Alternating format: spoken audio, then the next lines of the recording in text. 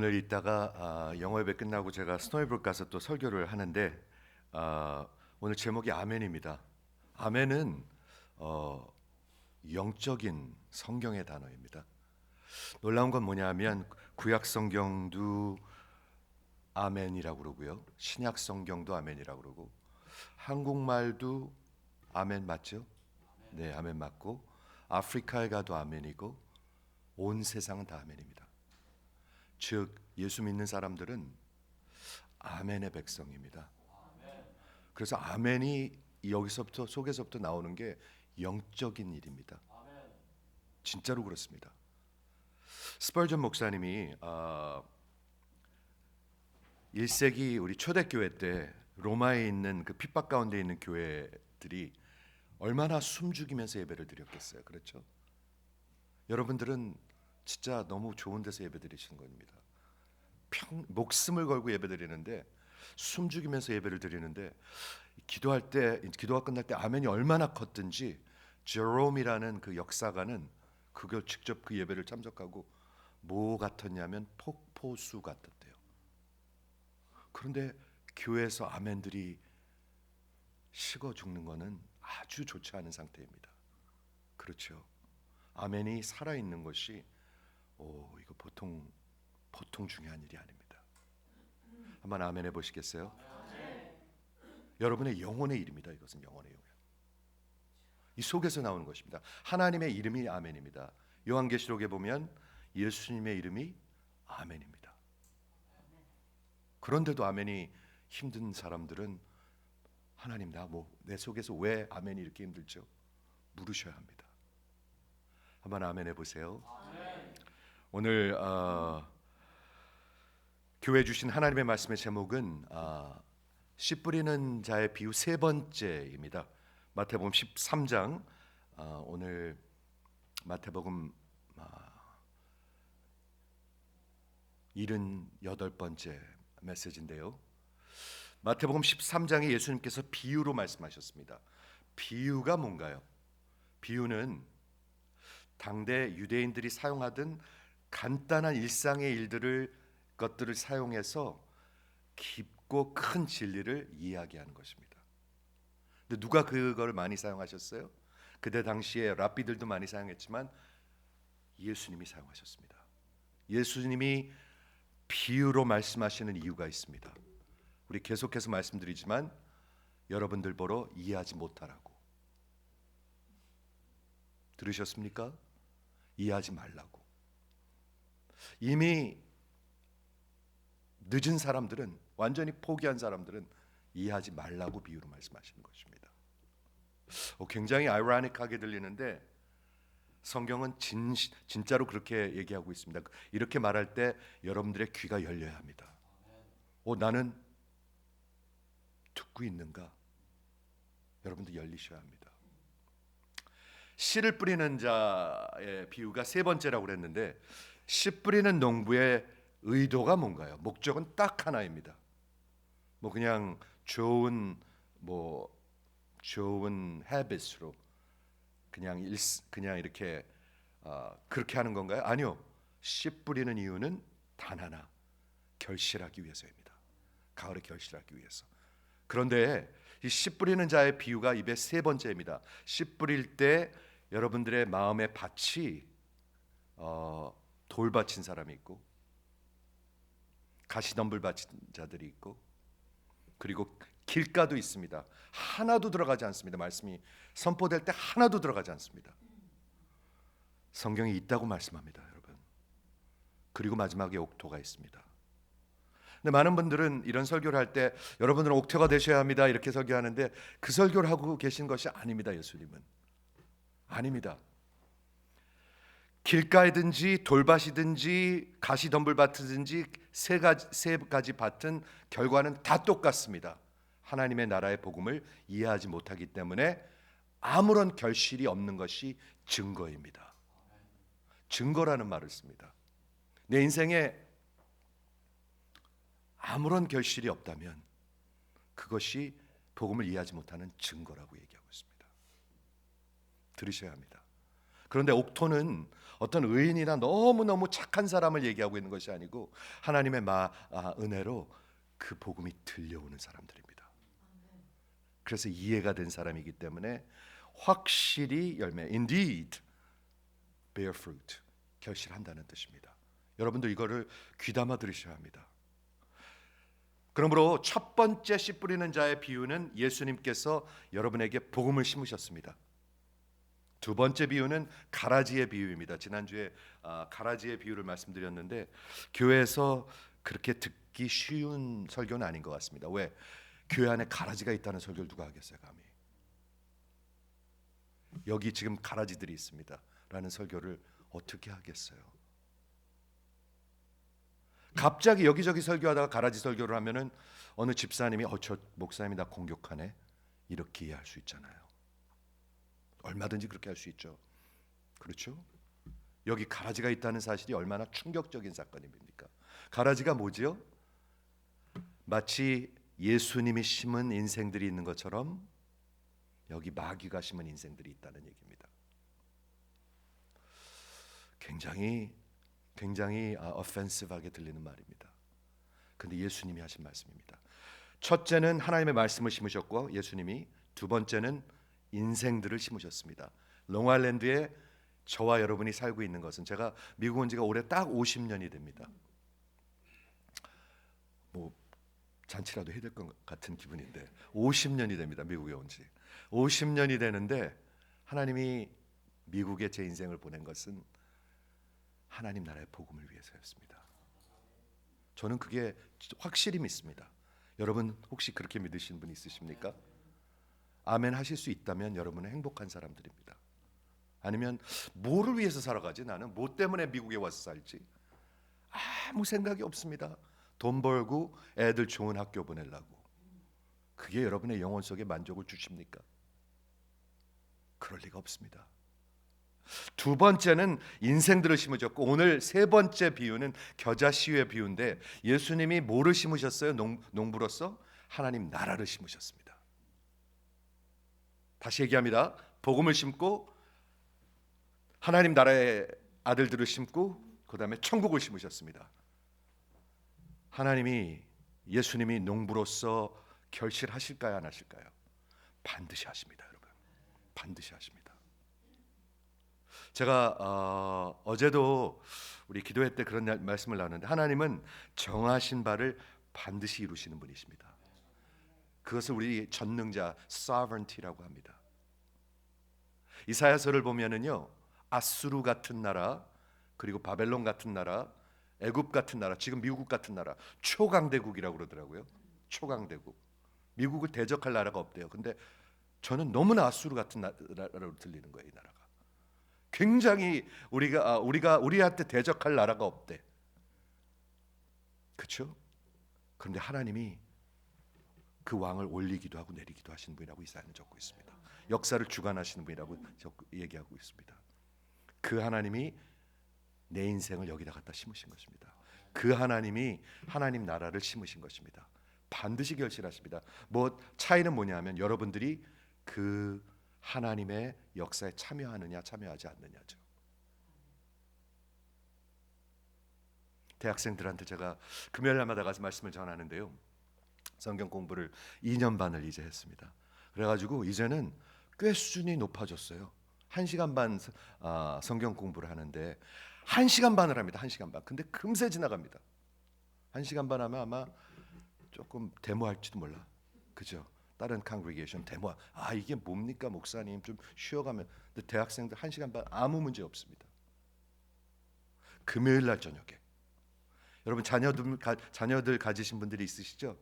금요일 날 2년 반 동안 애들이 대학생들, 대학원생들이 성경 공부하는 것을 생각을 해보십시오. 얼마나 귀한 일인가. 그때 제가 나눈 말씀이 있습니다. 지난 금요일 날. 너희들이 참여하든 안 하든 하나님의 역사는 반드시 이루어진다. 내가 참여하든 안 하든 하나님의 역사는 반드시 이루어진다. 아멘 하실 수 있는 분 아멘 해보세요. 이건 아멘이에요. 여러분이 아멘 하지 않아도 아멘입니다. 이건 여러분들이 아멘 한다고 그렇게 되는 거고 안 한다고 안 되는 것이 아닙니다. 이해하시죠? 그래서 오늘 세 개의 비유를 보도록 하겠는데 좀 빨리 가긴 하지만, 첫째는 겨자씨의 비유. 겨자씨의 비유 많이 들으셨죠? 근데 겨자씨의 비유는 딱 한 절입니다. 그리고 설명이 없습니다. 설명이 없기 때문에 이거를 어떻게 이해해야 되는지 이해하지 못하는 사람들도 많습니다. 여러분은 이해하십니까? 겨자씨의 비유를. 여기 제가 31절을 읽어드리겠습니다. 세 번째 이제 비유를 말씀하시는데, 세 번째 씨 뿌리는 자의 비유, 그리고 마태복음 13장에 있는 세 번째 비유입니다. 마태복음 13장은 다 비유입니다. 7개, 8개가 비유가 있습니다. 이 비유를 들어서 하나님 나라는 마치 어떤 사람이 자기 밭에다가 갖다 심은 겨자씨 하나 같으니, 이 모든 씨보다 작은 것이로되 자란 후에는 풀보다 커서 나무가 되매 공중의 새들이 와서 그 가지에 깃들이느니라. 그리고 설명이 없습니다. 이게 도대체 무슨 말인가? 그렇죠? 근데 네 번째 비유, 이 누룩의 비유하고 겨자씨 비유하고 흡사한 게 있고 같은 내용을 지금 예수님이 말씀하고 계시는 것입니다. 33절에 보면 네 번째 비유인데, 또 비유로 말씀하실 때 하나님의 나라는, 천국은 Kingdom of Heaven, 천국이라고 나왔는데 하나님의 나라입니다. 하나님의 나라는 마치 어떤 여자가, 아까는 남자가 겨자씨를 심었는데 여자가 가루 서말 속에다가, 그러니까 three measures of flowers, 큰 양의 밀가루인 것 같아요. 거기다가 그 전부를 부풀게 하기 위해서 조그마한 누룩과 같으니라, 이렇게 설명하고 있습니다. 여러분 이해하십니까? 이해하기 어렵습니다. 이렇게 해가지고는 사실 그냥 이게 도대체 무슨 말인가. 그런데 예수님은 왜 비유로 말씀하시죠? 여기 또 설명이 있습니다. 한번 들어보십시오. 비유로 말씀하시는 이유는 이해하지 못하라고 그러는 것입니다. 그런데 34절에 다시 한번 설명하십니다. 예수께서 이 모든 것을 무리에게 비유로 말씀하시고 비유가 아니면 아무것도 말씀하지 아니하셨더라. 이게 무슨 말이냐면, 마태복음 12장까지는 예수님께서 모든 군중에게 말씀하셨습니다. 여러분에게 계속 복음을 전하셨습니다. 하나님의 나라의 말씀을 전했습니다. 그런데 듣지를 않아요.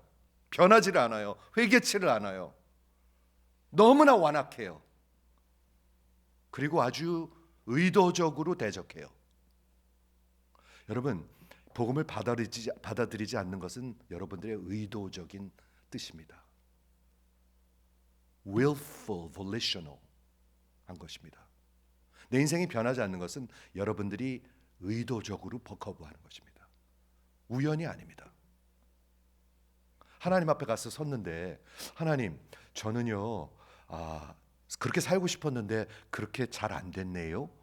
그런 변명이 통할까요, 안 통할까요? 전혀 안 통합니다. 하나님은 여러분들의 모든 속을 다 알고 계시고 우리의 모든 인생의 기록들을 갖고 있다고 성경은 얘기하고 있습니다. 어디 가서 변명을 하려고 그래요? 그렇죠? 전혀 통하지 않습니다. 그래서 12장까지 계속 군중에게 말씀을 전했는데 전혀 반응하지 않고 회개하지 않고 그리고 완악하게 굴기 때문에 이젠 더 이상 말하지 않고 비유로만 말씀하신다는 얘기입니다. 그런데 놀라운 건 뭐냐면 13장이 끝난 다음에는 예수님께서는 군중들에게 전혀 말도 하지 않습니다. 오직 제자들에게만 합니다. 저는 이게 굉장히 중요한 마태복음의 흐름이라고 생각합니다. 아니, 예수님의 사역의 흐름이라고 생각합니다. 어쩌면 목회도 흐름이 그래야 되지 않을까 하는 생각도 합니다. 아무리 해도 소용없는데 뭘 합니까?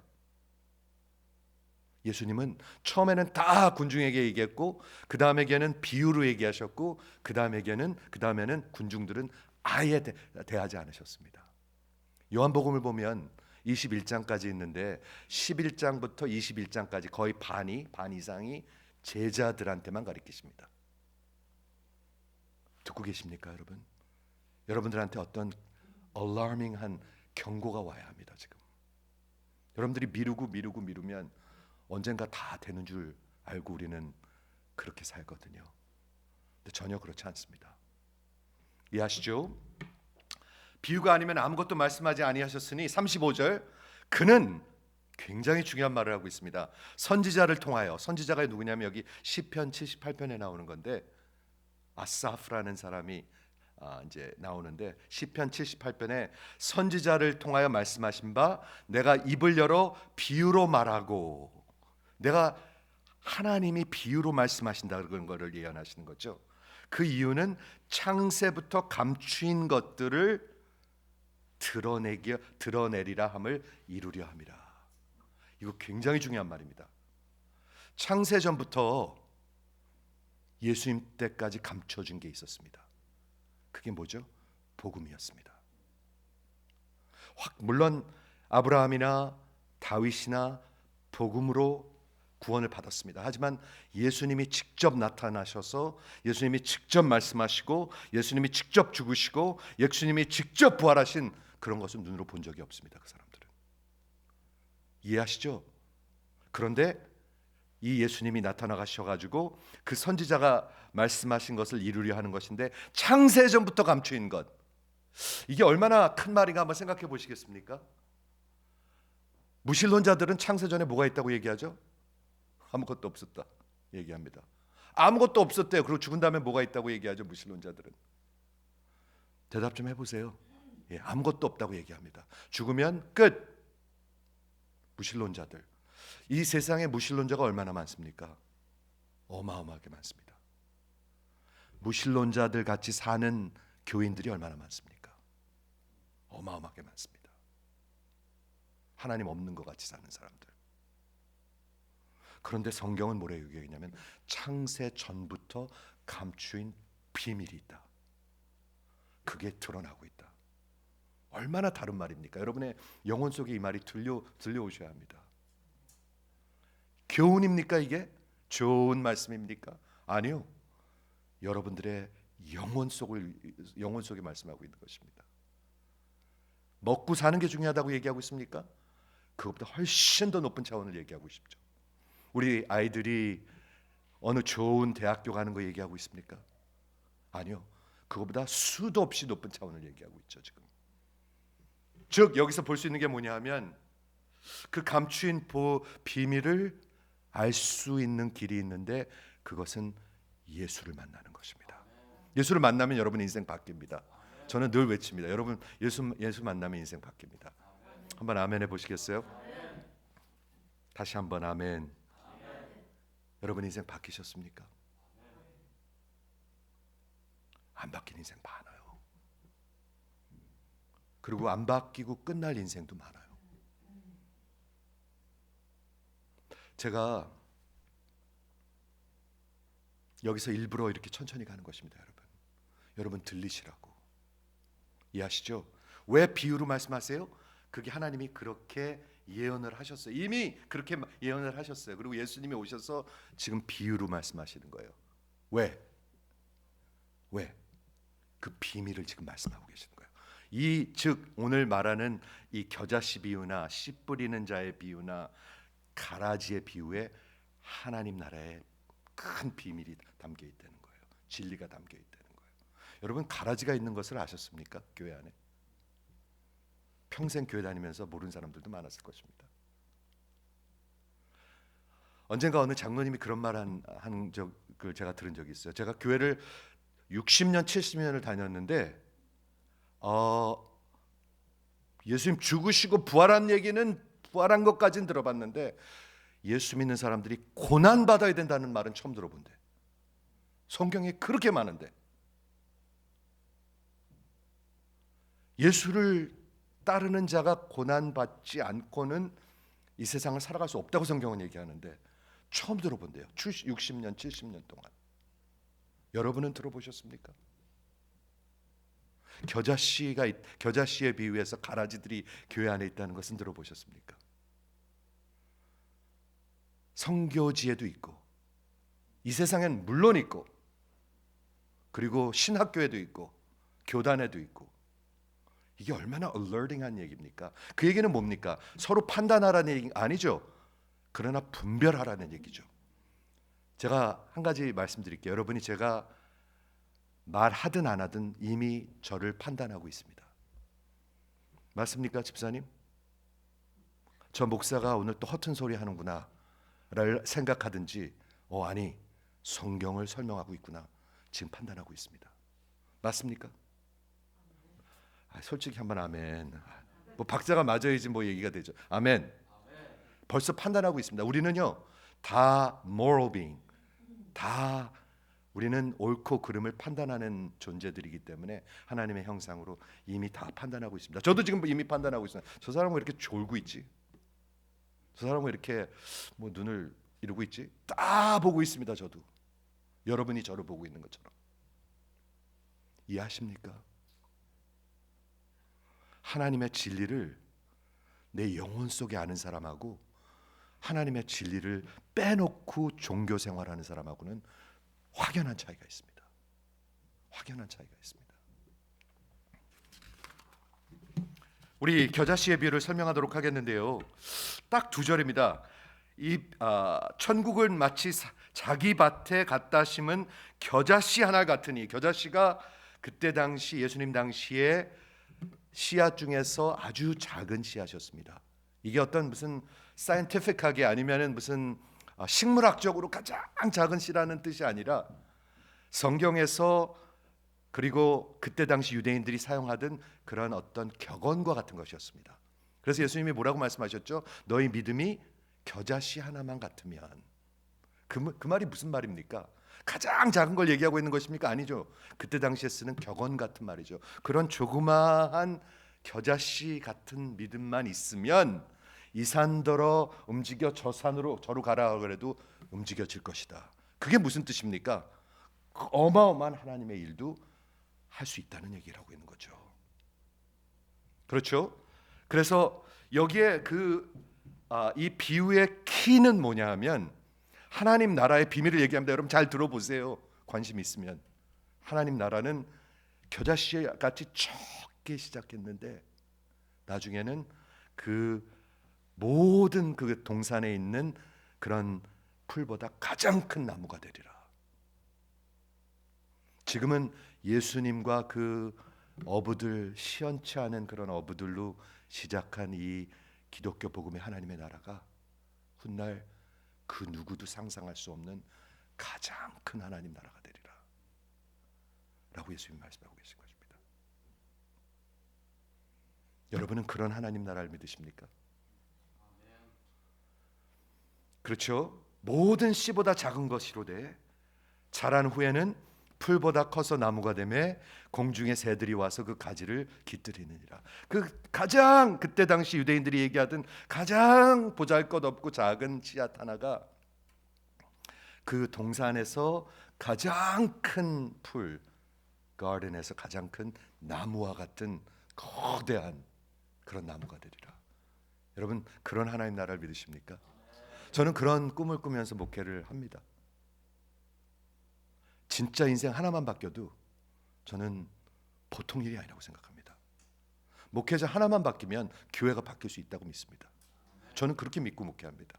대학생들한테 우리 한 10명 정도 이제 성경 공부를 하는데 금요일 날 제가 지난주에도 이런 꿈을 나눴습니다. 자네들 중에 영어로 성경 공부하는데 자네들 중에 어떻게 얘기하죠? Among you guys. 오케이. 자네들 중에 저는 한 명도 낙오되는 자가 없기를 바랍니다. 낙오되는 자들이 늘 있거든요.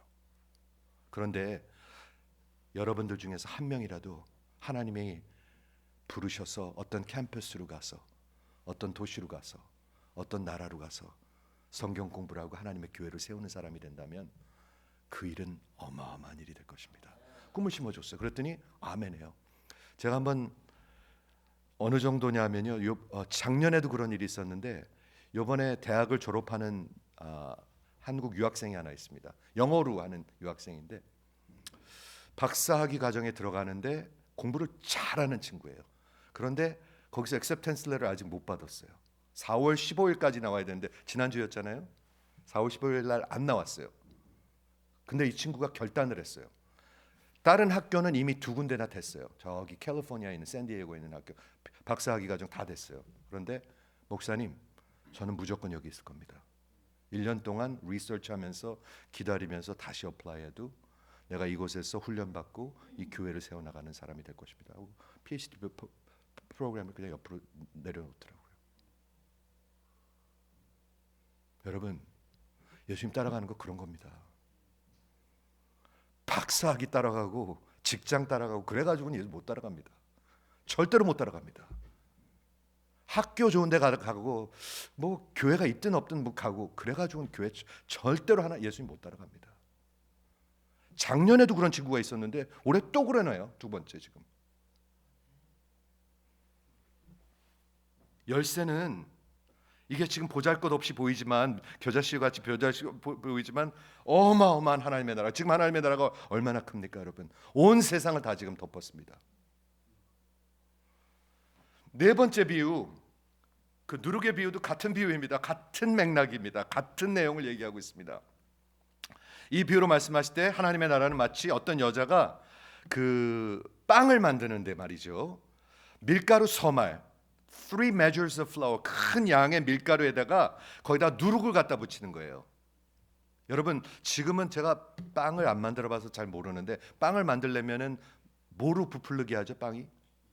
예, 이스트죠. 근데 이스트를 쓰는 게 아니라 그런 가루를 쓰는 게 아니라 그때 유대 당시 때는 지난주에 만들었던 빵의 그 반죽에서 요만큼 띄어 가지고 저 좀 보세요. 그 반죽을 이 큰 반죽에다 갖다 붙이는 거예요. 이해하십니까? 근데 지난주에 있었던 그 반죽의 요만큼이기 때문에 이게 fermented 됐어요. 이미 뭐라고 그러죠? ferment. 예? 발효가 됐어요. 예. 맞아. 발효가 돼 가지고 근데 그것을 그냥 놔두면 어떻게 되죠? 그 밀가루 반죽 전체가 다 발효가 되는 거예요. 그래서 부풀는 거예요. 지금 뭐를 얘기하고 있습니까? 하나님 나라는 그렇다는 것입니다. 하나님 나라는 그렇게 보잘것없이 예수님과 11제자, 12제자가 그렇게 팔레스타인에서 이름도 없이 그 어부들 데리고 뭐 똑똑한 사람들이었습니까? 그런 사람들 데리고 시작했지만 훗날 온 세상을 다 덮을 큰 하나님 나라가 되리라. 그런 자부심과 당대함 그런 거 있으십니까? 아니면 예수님을 부끄러워하십니까? 예수 왜 그런 말을 하십니까, 목사님? 성경에 그렇게 나와 있어요. 내가 예수를 부끄러워하지 아니하고. 부끄러워하는 사람이 있으니까 그렇게 얘기하겠죠, 성경이. 예수님을 부끄러워하십니까, 여러분? 아니면 당당하십니까? 미국 별거 아닙니다, 여러분. 아수르 별거 아닙니다, 그거. 아수르 같은 나라가 없었습니다. 아시리아, 바벨로니아 별거 아닙니다. 미국 별거 아닙니다. 마치 이사야서 40장에 보면은 미국은 큰 버켓에 물 한 방울과 같다고 얘기하고 있습니다. 하나님 앞에서. 저는 그 하나님 나라의 편에 속한 사람입니다. 여러분은요? 한번 아멘. 그래야 여러분들이 자신 있고 용기가 있습니다. 비겁하지 않습니다. 그냥 무슨 일만 있으면 도망가. 싹 빠져. 제가 목회 30여 년 하면서 늘 봅니다. 무슨 일만 있으면 싹 빠집니다, 사람들이. 비열하게. 요것도 아니고 저것도 아니고. 차지도 않고 덮지도 않고. 이해하시죠? 다음 비유를 보도록 하겠는데 누룩의 비유가 이제 그 다음에 숨은 보화의 비유, 제가 가장 좋아하는 비유들 두 개가 있는데요. 이번 주하고 다음 주에 일부러 둘로 나눠서 합니다. 이게 다섯 번째 비유입니다. 마태복음 13장에 하나님의 나라는 한번 보시겠습니까? 마치 밭에 감추인 보화와 같으니. 왜 보화가 밭에 감춰 있을까요?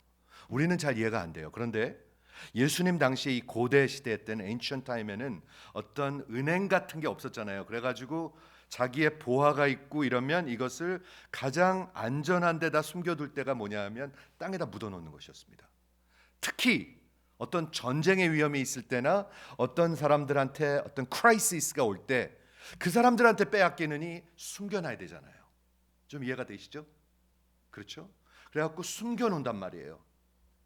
근데 숨겨놓고 잘못해서 그 주인이 어떻게 포로로 끌려가든지 죽든지 그러면 그 보화가 어떻게 되죠? 그대로 거기 묻혀 있는 거예요.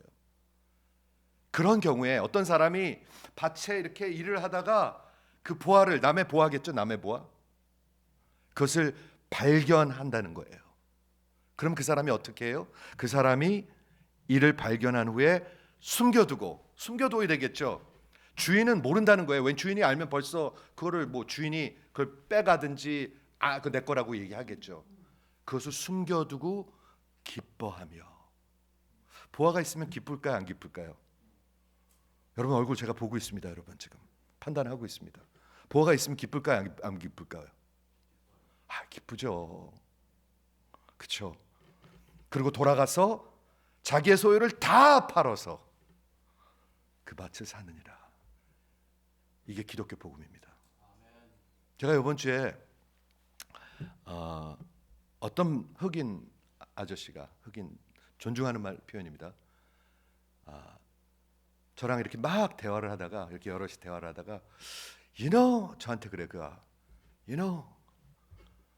당신 얼굴에는 골드가 있대. 나보러. I see gold in your face 그러는 거예요. 그래서 이 사람이 지금 무슨 말하는 건가? 흑인 아저씨가. 근데 나는 좋은 편이라고 느껴졌거든요. 아무리 봐도 골드가 있대. 보화가 있다는 거예요. 보화가 얼굴에. 여러분 보시기에도 그렇습니까? 아니면 아닙니까? 그렇게 생각하시면 한번 아멘 해보세요. 골드가 있대. 얼굴이 좀 타긴 했죠 오늘. 여러분은 어떠십니까? 보화가 있으면 어떨까요? 보화가 있는 것 같이 보이죠. 억지로 숨겨도 보이죠. 그렇습니까? 억지로 숨겨도 보여. 너무 좋아서 이건 막 어쩔 수가 없는 거야. 이해가 되십니까? 여기서 천국은, 하나님 나라는 그렇다는 거예요. 하나님 나라는 마치 밭에 감춰진 보화를 본 사람이에요. 보화를 본 사람이 있는 거예요. 저도 여러분 지금 보고 있습니다. 하나님이 여러분의 얼굴을 보고 계십니다. 보화가 진짜 있는 사람들인가? 아니면 그런 얼굴인가? 이해하시죠? 보화와 같으니 그것을 발견해야 합니다. 먼저 발견해야 합니다. 그렇죠? 여러분 발견하셨습니까? 저는 목회하면서 보면 아직 발견하지 못한 사람들이 있어요. 그걸 알아야 목회를 할 거 아니에요, 제가. 그렇죠? 발견해야 합니다. 발견하면 끝난 겁니까? 발견하면 내가 소유한 겁니까? 아니요, 아직 끝나지 않았어요. 굉장히 중요한 일들이 남아 있어요. 뭐가 남아 있죠? 가서 다 팔아야지 돼요. 가서 다 팔아야지 돼요. 파셨습니까? 아니면 그거 붙들고 계십니까? 그러니까 보화가 없는 거예요.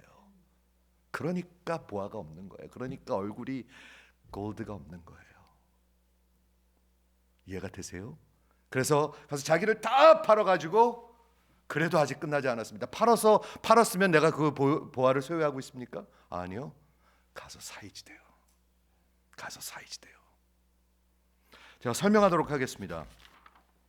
여기서 예수님께서 하시는 이 비유, 이 쌍둥이 비유인데, 아까 겨자씨하고 누룩이 쌍둥이 비유고요.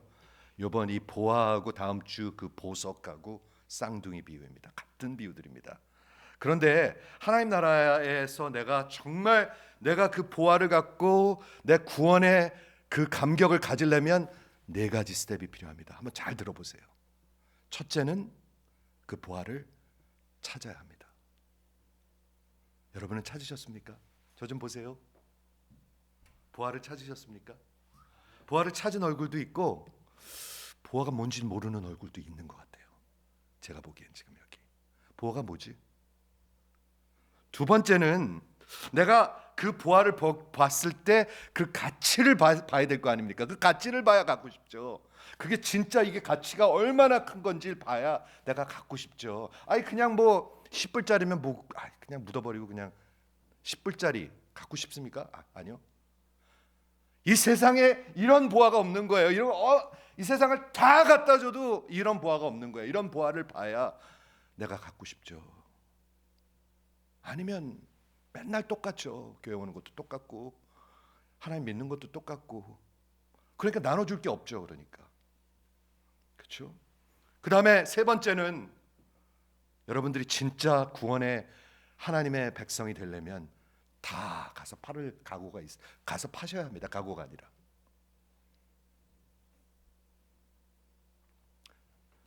쪼는 얼굴들이 있는데, 제가 예수님 만나고요, 그때 치대 합격서 받고 선교 가서 하나님의 광대하심을 보고 나 이런 거 다 필요 없다고 그랬어요. 바로 그랬어요. 내 평생 그거 하나 위해서 달려왔었는데 하나님 그 광대하심을 내 영혼 속에 느끼고 나 이런 거 다 필요 없다고 그랬어요. 그리고 내가 이 광대하신 하나님을 위해서 살지 아니하면 나는 가장 바보라고 얘기했어요. 하나님 앞에 저는 가장 바보입니다. 그렇죠. 그리고 마지막에 네 번째는 그 보화를 사는 것입니다. 사는 것. 그게 구원과 하나님의 나라의 역사입니다. 제가 설명하도록 할게요. 첫 번째, 그 보화를 찾는다. 보화를 어떻게 찾죠? 보화는 진리로 찾습니다. 하나님의 말씀이 들려야 합니다. 하나님의 말씀이 선포돼야 합니다. 전하는 자가 없이 어찌 들으리요? 강단에서 보화를 전하지 아니하고 허튼 종교를 전하면 여러분들이 들을 수가 없습니다. 없습니다. 그리고 하나님의 말씀이 열려야 합니다. 왜냐하면 캄캄한 데서 아무리 봐도 아무것도 안 보이듯이 하나님께서 여러분의 눈을 열지 아니하시면 아무리 봐도 아무리 들어도 들리지가 않습니다. 그러니까 60년, 50년 교회를 헛다니는 것입니다. 안 들리니까. 그 보화로 보이지가 않으니까. 보화를 만난 적이 없으니까. 이해하시죠? 정말 복음이 얼마나 가치 있는 것인지, 구원이 어떤 것인지, 얼마나 가치 있는 것인지, 죄사함이, 죄에서 자유함이 얼마나 가치 있는 것인지, 하나님의 자녀됨이 얼마나 가치 있는 것인지, 하나님의 나라의 시민권이 얼마나 귀한 것인지, 그리고 정말 이 인생을 가치 있는 것을 위해서 사는 것이, 영원한 것을 위해서 사는 것이 얼마나 가치 있는 것인지 그 가치를 보셔야 합니다. 영어로 worth라고 합니다. worth. 가치, worth. Worthy is the lamb. 어린 양께 그 worthy하다는 말을 하시죠. worthy는 가치가 있다는 말입니다. 가치. 그 가치를 보셔야 합니다. 자식보다 더 귀합니다. 결혼보다 더 귀합니다. 무슨 직업보다 더 귀합니다. 아니, 돈 10만 불 버는 것보다 20만 불 버는 것보다 더 귀합니다. 이거를 이해하지 못한다면 여러분 아직 그 가치를 보지 못한 분들입니다. 못한 분들입니다. 제가 치과를 17년 개업하고 저희 집사람이 이제 우리 다 그거 정리하고 목회만 전념합시다 이렇게 얘기할 때 저는 하나도 어렵지 않았습니다. 그게. 많은 사람들이 그래요. 지금 그게 그렇게 된 지가 벌써 거의 20년 되는데 목사님 그거 얼마나 어려우셨어요. 아유, 큰 결단하셨네요. 그러는데 하나도 큰 결단이 아니었습니다. 무슨 표정들 좀 해보세요. 표정들 좀. 예. 아무리 그게 큰일이 전혀 큰일이 아니었습니다. 너무나 당연한 일이었습니다. 제가 지금 당연하다고 했습니다. 그 보화를 보면 당연합니다, 여러분. 내가 이 아까운 걸 어떻게 하지? 이러지 않습니다. 전혀 그러지 않습니다. 이 아까운 걸 이걸 어떻게 하지? 10만 불, 20만 불 이거 어떻게 하지? 이거 누가 갚아주지? 이러지 않습니다. 굉장히 자연스럽습니다. 당연합니다. 예수님이 이렇게 말씀하셨죠. 이 세상 다 얻고도 내 영혼을 잃으면 내가 무엇이 유익하겠느냐. 이 말씀이 들리지를 않아요, 사람들이. 내가 이 세상 다 얻고, 다 얻긴 누가 다 얻어요? 네, 이 세상을 다 얻고도 영혼을 잃으면 무엇이 유익하겠느냐. 하나님의 진리 등대 길이 길이 빛나니요. 아까 우리 찬양했는데 교회가 하나님의 진리를 선포하지 아니하고 자꾸 부자 되는 얘기나 하고 이러면 영혼들을 다 죽이는 것입니다. 다 죽이는 것입니다. 직분이나 줘버리고 이러면 다 죽이는 것입니다. 이해가 되세요? 두 번째, 그 가치를 보면은 말이죠. 정말 제가 아까 말씀드린 대로 나 뭐 의사대 그런 아무것도 상관이 없습니다. 내가 원합니다. 그게 분명히 있으셔야 합니다. 원하십니까, 여러분은? 원하지 않은 분들은 아직 보화를 보지 못한 분들입니다. 원하셔야 합니다. 다 잊고 예수 위에서 살아. 나 진짜 당신 위해서 살지 않으면 그때 그 하박국서에 있는 온 세상이 여호와의 아는 지식으로 물이 바다를 덮음과 같이 다 덮을 것이다. 다 하나님의 영광에 관한 건데 내가 그것을 위해서 살지 않으면 나 바보잖아요. 나 헛사는 거잖아요. 그게 보이는 거예요. 나 헛살면 어떡해요? 여러분 헛살다가 죽으면 어떡해요? 그렇죠? 그게 보이는 거예요. 그 가치가 보이는 거예요. 어떤 것도 비교할 수가 없는 거예요. 그 다음에 세 번째, 여기까지 오는 사람들이 많지 않아요. 근데 와야 돼요. 다 팔아야 돼요. 다 판다니까 벌써 얼굴이 쫄아 사람들이. 쫄지 마세요.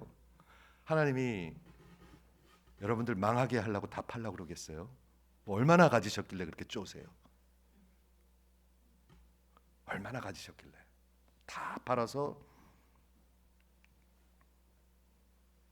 다 내려올 수 있는 거예요. 집, 직장,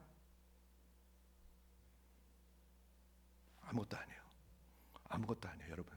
아무것도 아니에요. 예수님은 부자 청년에게 얘기한 거 기억하세요? 예수님 뭐라고 그러셨죠? 가서 다 팔아서 다 나눠주고 그리하면 네 보화가 하늘나라에 있을 것이다. 하늘나라에 있어야 따라가요. 그래야 따라가요, 여러분. 내 보화가 있는 곳에 내 마음이 있으니까. 그래야 따라가요, 여러분. 그렇지 않으면 끝까지 안 따라가요. 끝까지 안 따라. 여러분도 마찬가지예요. 여기 있는 분들 끝까지 안 따라가요. 그렇죠? 그 가치를 보면 naturally 내놓게 됩니다. 자연스럽습니다. 그리고 아프지 않습니다. 목사님 얼마나 어려우셨어요? 하나도 안 어려웠어요. 하나도 안 어려워요. 그리고 그 후로 굶지 않았어요. 마지막 네 번째, 그 보화를 삽니다. 보화를 산다는 건 뭐죠?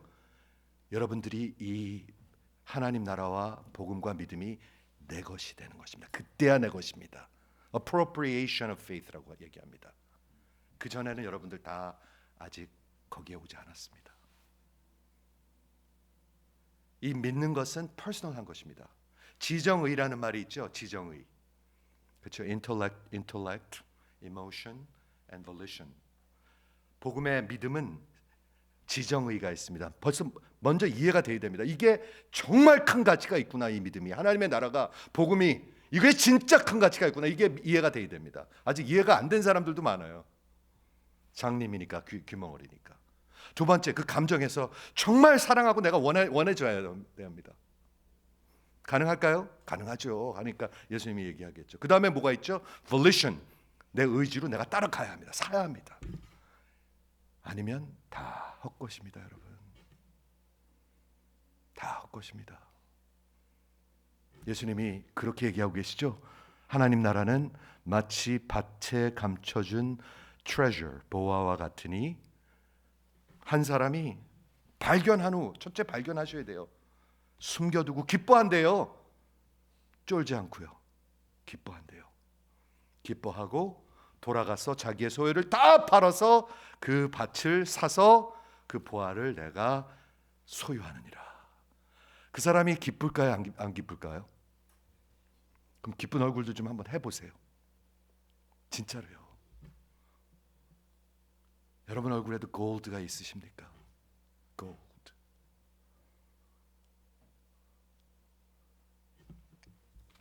말씀 정리하겠습니다. 예수님이 비유로 계속 말씀하시죠. 교회 이만큼 다녔으면 그냥 좋은 교훈만 주셨으면 좋겠는데 목사님이. 죽은 사람들입니다. 그거는. 우리가 더 성숙해지고 더 정말 예수님을 닮아가는 것은 복음으로 구원받을 뿐만이 아니라 복음으로 성화되는 것입니다. 아니면 종교인으로 평생 남게 됩니다. 평생. 이해가 되세요? 지금은 남편도 아내도 생각할 때가 아니고 내가 진짜 믿음이 있는가? 내가 그 보아가 있는가? 우리 어머니도 아니고 우리 딸도 아니고 내가 있는가? 내가 있어야 누구라도 살릴 수가 있어요. 내가 없으면 누구도 살릴 수가 없어요. 이해하시죠? 오직 예수로 이게 감춰주는 게 열리는 것입니다, 여러분. 열리는 사람들은요, 학위고 뭐고 다 상관이 없더라고요. 직장도 상관없고요. 그 친구 나 깜짝 놀랐어요. 목사님 나 그냥 무조건 여기 있을 거예요.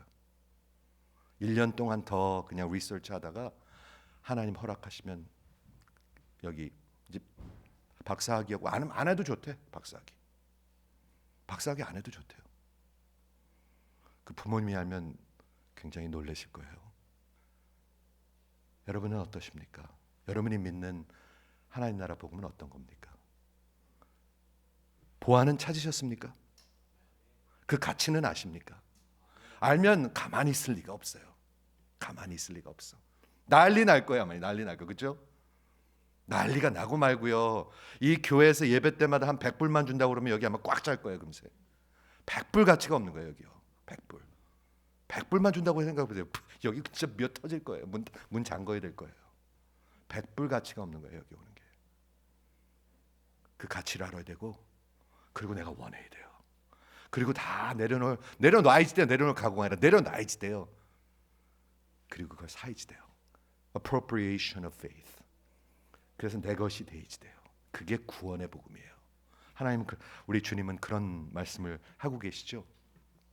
오직 예수를 통해서 가능한데 예수님이 이런 말씀을 하셨습니다. 요한복음 8장 37절에 누구든지 들어보세요. 진리에 속한 자는 내 말을 듣나니. 여러분 들으십니까? 아니면 듣기만 하십니까? 누구든지 진리에 속한 자는, 하나님 나라에 속한 자는 내 말을 듣나니. 기도하겠습니다.